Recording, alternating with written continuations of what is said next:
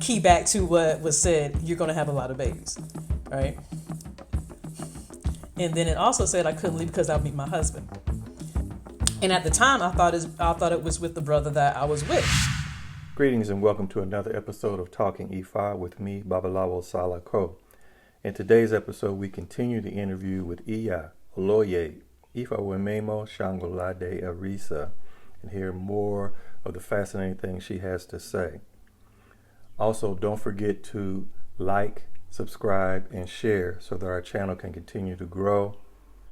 And finally, please support us by purchasing your copy of our IFA Days Calendar and IFA Days Planner at TalkingIfa.carrd.co. The link is in the description below. Ireo, Adupoyo. Greetings. I'm Babalawo Salako. I was initiated as a priest of Ifá and Obatala in Nigeria in 2006, and I've been practicing the Ifá Aresa religion for over 30 years now. My mission is simple: to help those who are new to the religion or lost in the religion. So if that's you, then buckle up and join me. This is Talking Ifa. Key back to what was said, you're going to have a lot of babies, right? And then it also said I couldn't leave because I'll meet my husband. And at the time, I thought it was with the brother that I was with. But it wasn't him. It was somebody else. And then I met my husband as a midwife, and I have his daughter. So how's that for delayed response and reading results? Oh, yeah, definitely. Right. You know, and then one thing I always tell people is that the one thing about Ifá is that it's the past, the present, and the future all at the same time, right? And sometimes you have to be in a certain place in order to get the second half of the reading, you know what I'm saying, to get the results. Right. So again, I was told back in the early 2000s I was going to have a daughter. I was told in 2016 I was going to have a bunch of kids and get married.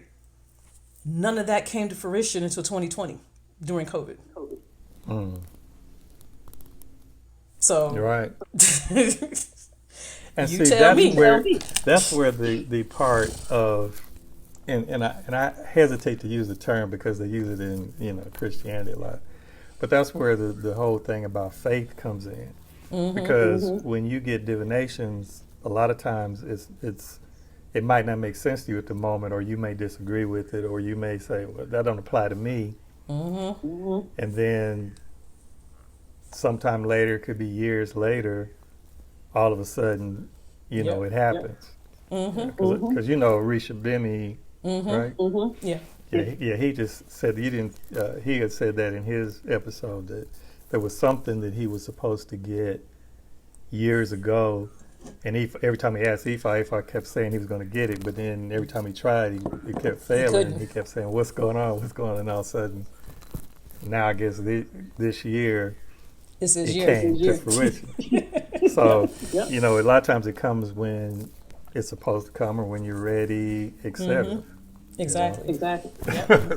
When you're in a mental, and spiritual space to receive it. Right.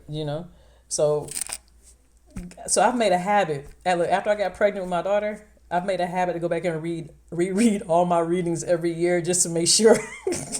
Right. I keep abreast. Like, what else y'all got out here for me? Right. I don't need no more kids. So. Yeah. Speaking of that, I'm gonna have to throw a quick shameless plug in of my calendar. Do it. Yeah. My IFA calendar that people need to get. Yes. You can keep track of stuff. Keep track of your IFA days.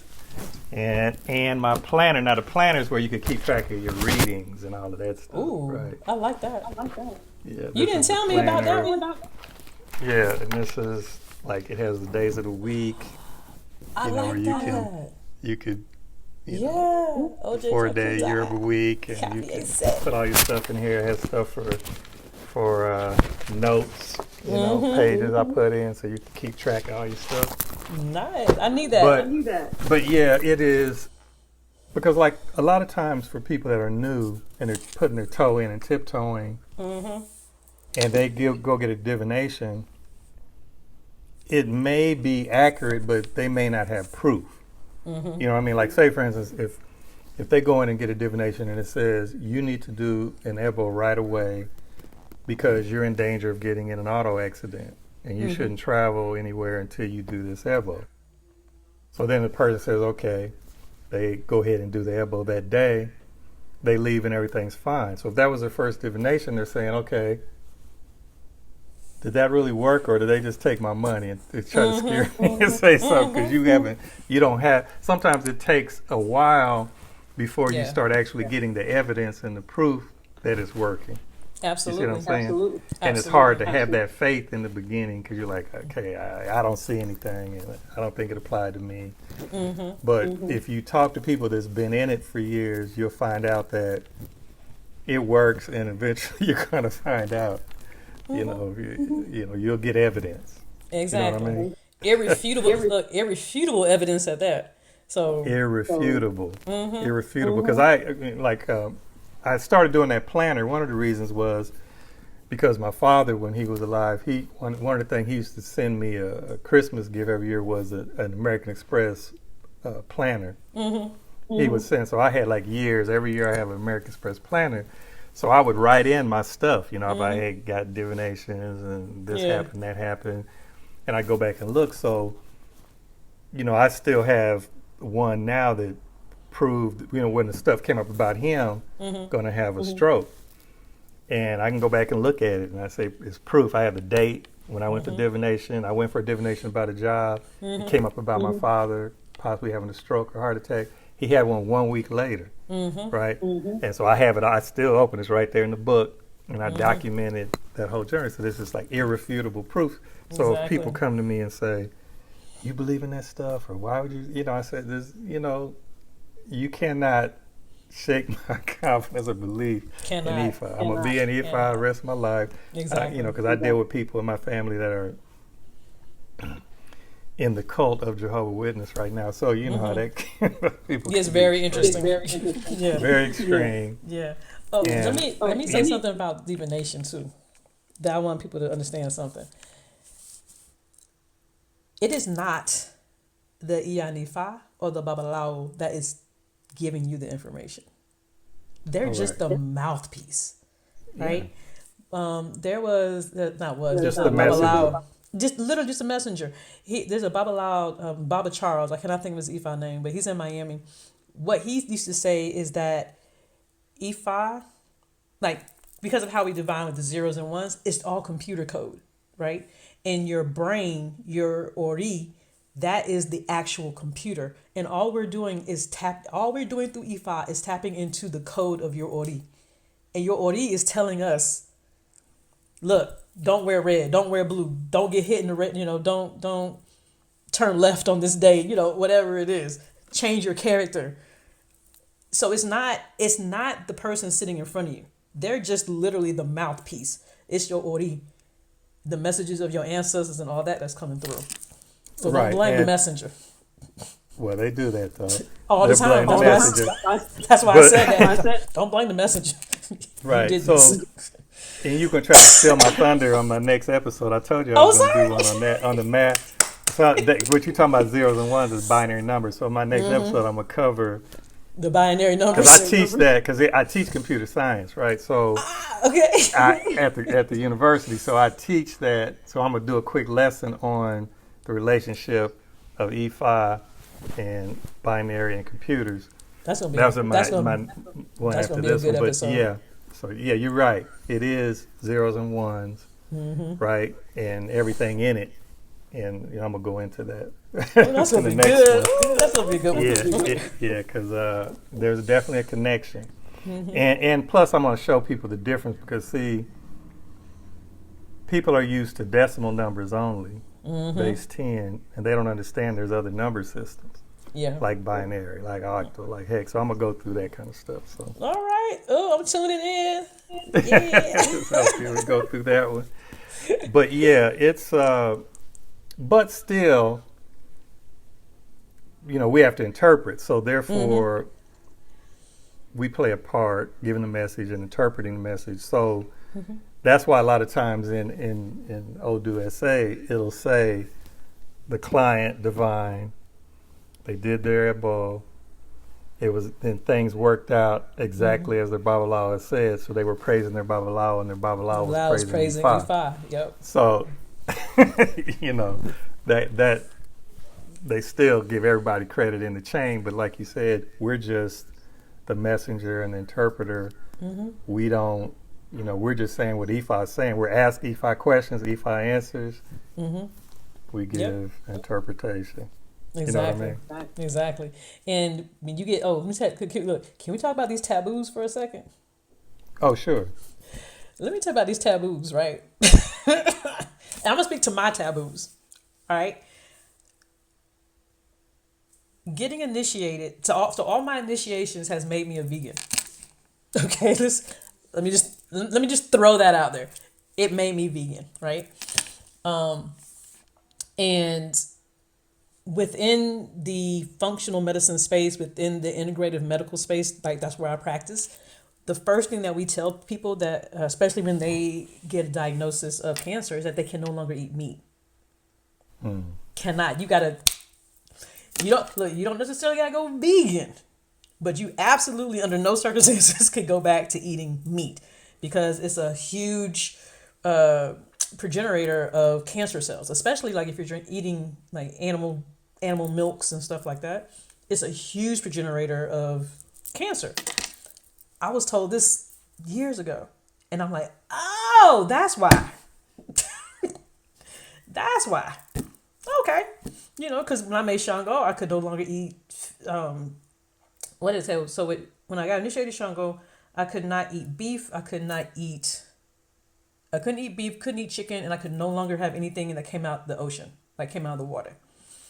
When I got initiated to Ifá, it was every other animal on the planet, plus bushmeat, very specifically bushmeat. And at the time, I was like, who the hell gonna eat, what is bushmeat? I'm thinking bushmeat, you know, like bush rat, you know, like the okete and stuff. No, now that I live in Africa, I'm like, oh, you mean no armadillo, no porcupine, no pigeon, no snake. I got you. I understand now. Because, you know, again, right. I live in Africa now. So now when I go back and look at my taboos and stuff, my readings, they didn't make sense to me back then. Because, like, what is this? Who wears velvet? Like, I have a taboo, I can never wear velvet. Like, I live in Miami. No one's wearing velvet in like, we're not doing it. But then now that I live in Africa, I'm like, oh, they wear a lot of velvet clothes out here. Oh. Oh, that's okay.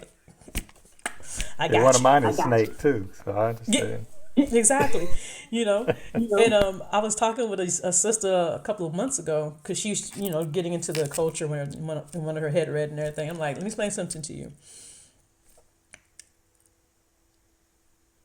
Getting a reading and getting your taboos are very interesting, and take them to heart. Okay? Do your best not to overthink it. Think about what it represents, right? And when you get your reading, if it says that, let's say you can't eat chicken, okay? There's no way to do, like, the one thing that can never be determined by Ifá is the day you're going to die, okay? That's the one thing all of us know. It's said, we can't tell you, okay? But if you knew you were going to die because you ate that chicken wing, would you continue doing it? If you knew, like when you some ebos are like, if you not ebos, sorry, taboos. If you do this, it'll halt your progress to prosperity, something like that, right? So it may be pineapple. It's like, how does pineapple and this correlate to all the things? All you need to know is that if you continue eating the pineapple, you will be halted in your prosperity. So if you knew you had $2 million sitting on the table, are you going to drink that pineapple juice? Yeah. That's all that matters, right? Right. However, if you think about it, again, one of the things that can happen when you're eating fresh fruits and vegetables, no matter how well they're, no matter how well they're prepared or, raised, grown or whatever, you could have a bad reaction to it. You know what I'm saying? So now that $2 million that was sitting on the table because you want to be hard-headed and have that pineapple juice, but the pineapple juice is contaminated because whoever put it in the bottle didn't wash their hands. Now you're sick. Now you've missed out on the opportunity to get that $2 million because you're stuck in the hospital, getting your stomach pumped out. Yeah. Was it worth it? Right? Another one, taboos, is patterns, right? Patterns mean stuff, people. You know what I'm saying? Like if you, one of mine, circles. Circular patterns hold energy around you in your aura, in your cipher. So if you are around people who have a very negative or very insidious type of reality around them, and you're around them, that energy now gets stuck on you and it continues being a web created around you. That's not yours. You know? Just like the color red. I'm a child of Sango. Can't wear red. Not like if I look, and the only time I can wear red is on festival day. That's it. And I still can't wear red on my head, right? And it's what does the color red do? It's passionate. It's fire, right? Mm-hmm. So wearing red when you're not supposed to sometimes will trigger another event because you can't keep yourself calm. You know what I'm saying? Like you could be furious and go into like a violent rage, or it could go the other way around where it's a super passionate.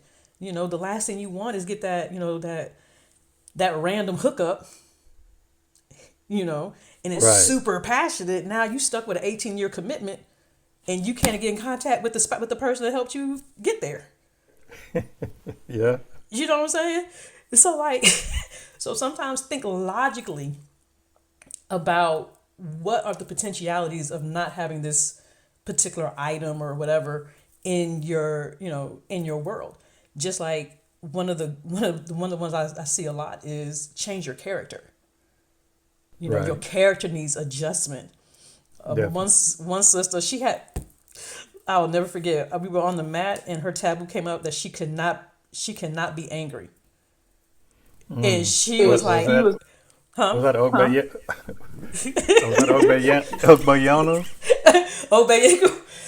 Okay. It was Obayegu. And she was like, I am a black woman in America. What do you mean I can't be angry? I was like, that means that the ashe of your tongue is way too strong and you're going to sit there and burn the world down. Don't do it. And she literally her face was like, I don't, like you could see it in her face. She had no idea how to even rationalize that,